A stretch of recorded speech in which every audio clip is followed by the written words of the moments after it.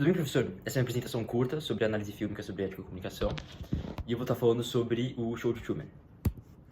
Então, pela primeira parte, né, da apresentação, uma sinopse curta sobre o filme, é que a gente tem esse personagem, que é atuado pelo Jim Carrey, que é o Truman Burbank, né? E ele vive uma vida normal, meio que de uma cidade pequena americana, né, esse tradicional no contexto do filme. E o nome da cidade é Sea Haven. E o que ele não sabe, o que a gente descobre cedo é que durante a vida inteira, desde o segundo que ele nasceu, até o que é planejado, o segundo que ele morre, ele é gravado e ele é parte de um reality show sem saber, no qual o diretor diz que enquanto as coisas, tipo, por volta do Truman são falsas, né, são todas planejadas por esse diretor e essa equipe, e as pessoas com quem ele convive são atores e o espaço é fictício, e os conflitos são escritos, o Truman é real, então ele se torna uma realidade maior que todas, né, de acordo com ele. E esse é o Christoph, né, o diretor do programa. E depois de algumas coisas estranhas, que ele começa a notar no primeiro ato, ele começa a suspeitar que tem alguma coisa errada. Ele começa a investigar e começa a ficar meio louco. A primeira coisa que acontece é que um dia, quando ele tá saindo de casa e fazendo a rotina dele tradicional, onde ele fala uma fala famosa, né? Se eu não te ver amanhã, bom dia, boa tarde, boa noite, algo assim. Que já começa a mostrar um pouco sobre como um indivíduo pode se tornar um objeto de consumo que tenta se tornar memorável mais do que ele é ele mesmo, né? Ele vira meio que uma caricatura de si mesmo, assim. Deu branco agora na palavra. E uma das coisas uma das primeiras coisas que ele nota quando ele tá vivendo de manhã é que cai uma luz de estúdio do céu no chão, quase na frente dele. E ele começa a notar algumas coisas, tipo, roteiros estranhos. Ele vai pro lugar, tipo, sem avisar, e ele vê que as pessoas, tipo, estão entrando lá, tipo, eles não se prepararam, né, por isso. E aí ele começa a suspeitar, né, que a realidade dele é falsa. Aí tem uma cena, né, que ele lembra da Sylvia, que é uma mulher no qual ele encontrou, que ele quase se apaixonou e um dia ela desapareceu. E aí ele começa a suspeitar que a realidade dele é falsa, ele tem uma coisa com a esposa dele, com os amigos, ele começa a suspeitar, ele fica meio louco, começa a escapar. E aí quando ele chega, ele quer fugir no mar, mas ele lembra de uma tragédia que ele teve, no qual o pai dele morreu no mar, que foi algo que foi escrito pra tirar o pai dele da história e dar o medo dele de sair dessa ilha, né, que na verdade é um estúdio. Mas aí ele luta contra o medo dele e consegue escapar, descobre que é artificial e vai embora. E o Christoph, pela primeira vez, sai como Deus e conversa com ele e fala: eu sei que aqui não é exatamente real, mas é a coisa mais real também, sabe? Tipo, aqui as coisas são do jeito perfeito e você pode ver sua vida inteira aqui. E ele dá todo um discurso e o Truman, ele aceita a incerteza da vida e ele sai. É quase como se fosse uma alegoria da caverna ali no final, né? E o que se diz pra gente? Acho que tem 3 pontos principais que a gente pode tirar. Um é essa questão da manipulação e controle da liberdade individual, né? E o papel da comunicação nisso. O primeiro princípio ético é esse, né? É meio que essa questão do determinismo, mas não um determinismo metafísico, mas um determinismo imposto, né? Então, a gente tem essa questão do Christoph e a equipe de produção dele essencialmente manipular a vida inteira dele, controlar a vida inteira dele, consequentemente tirando qualquer autonomia e liberdade dele, né? E a gente vai ver um exemplo disso daqui a pouco. E aí tem essa questão do livre-arbítrio, quão importante isso é na vida de uma pessoa. O que você quer sacrificar pra ter a sua liberdade, né? No fim do filme, ele tem que decidir se ele quer ter a sua liberdade ou se ele quer ter o conforto da vida que ele tem. Onde ele tem essa esposa bonita, onde ele tem essa cidade que trata ele bem, é bem cuidada, isso aqui, não tem pobreza, né? Tipo, será que ele prefere viver nessa caverna, onde as sombras são bonitas, ou ele prefere viver na realidade, onde ele pode levar uma flechada e, né, no exemplo da alegoria da caverna.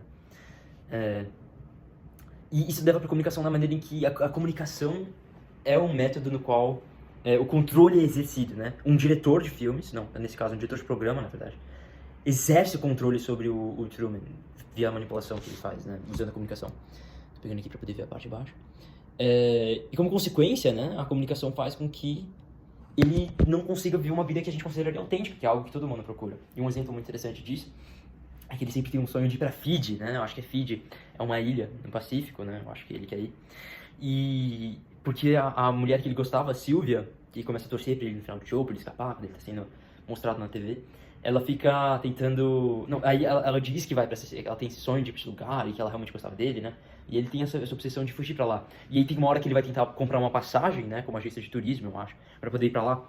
E o estúdio manipula tudo pra que quando ele entra lá, ele só vê pôsteres falando de tragédia e pessoas sobre tragédias, coisas. Então tem essa cena muito engraçada onde ele vai comprar um ticket de avião numa agência de turismo e ele tem que ver isso aqui pode acontecer com você em um avião caindo depois de ser atingido por um raio, né? Então essa é a maneira em que a comunicação e os símbolos e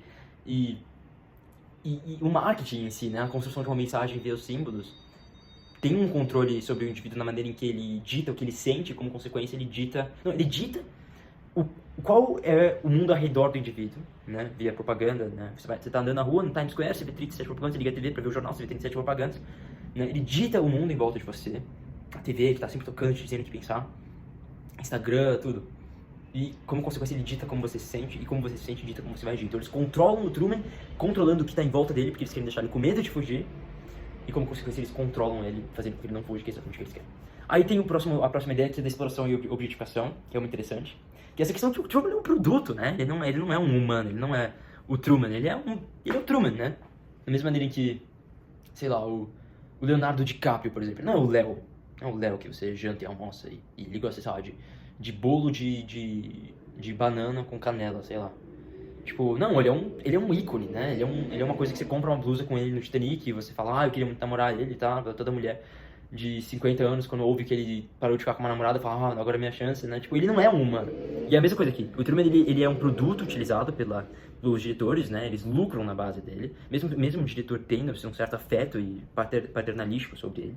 Mas ele é uma mercadoria, ó. Tem uma cena que as pessoas estão assistindo ele, estão com mercadorias dele, né? Ele perde seus direitos de ser quem ele é, e ele vira algo para as pessoas, que é manipulada pelas pessoas que controlam ele dentro da comunicação, para virar algo que dá lucro, né? Aí é muito interessante como ele usa a metalinguística na comunicação, criticando, né, a audiência em si que está assistindo, né? Eu acho muito engraçado quando tem muitos filmes que eles criticam a audiência, ou eles criticam um tipo de pessoa que gostam do filme. Por exemplo, no Psicopata Americano, as pessoas pra eles serem críticos do Bateman, mas as pessoas começam a gostar dele. Mesma coisa do Wolf of Wall Street, então, o Lobo de Wall Street do Scorsese. As pessoas é pra criticar o protagonista, mas eles, juro, esse filme fez muita pessoa querer virar agente de finança em Wall Street, né? A mesma coisa aqui, tipo, é pra gente criticar, é pra gente pensar sobre como o indivíduo que a gente vê na TV para de ser humano e vira uma figura pro nosso consumo. Pessoas sentam em salas e fazem estudos de caso, fazem estudos de audiência e eles pegam audiências beta, né, de teste, e eles fazem estatísticas para decidir o que a gente quer assistir. E que nem animal a gente fala e come, sabe? Tipo, a gente consome. E essa é a questão, tipo, como é que a gente pode escapar desse consumerismo, né, que objetifica a realidade, que a gente objetifica uma abstração da realidade.